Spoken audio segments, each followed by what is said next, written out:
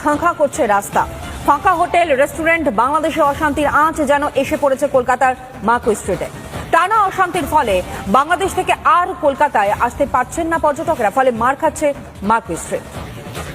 জ্বলছে বাংলাদেশ, আর সেই আগুনে ক্ষতিগ্রস্ত হচ্ছে এপার বাংলার ব্যবসা বাণিজ্যের একাংশ। বিশেষ করে ওপার বাংলার মানুষজন এপারে আসা কমিয়ে দেওয়ায় ক্ষতির মুখে কলকাতার হোটেল এবং বৈদেশিক মুদ্রা বিনিময় কেন্দ্রগুলো।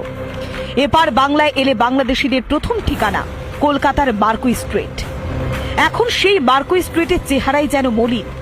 ওপার বাংলার জেরে প্রভাব পড়েছে পরিবহন ব্যবসা, হোটেল ব্যবসা এবং রেস্টুরেন্ট ব্যবসায়, যার ফলে আগামী দিন আরো বড় ভয়ঙ্কর দিন আসতে চলেছে, অন্তত ব্যবসায়ীরা সেটা বলছেন। কিন্তু এর শেষ কোথায় তা জানেন না কেউই। খুবই খারাপ, মানে Likey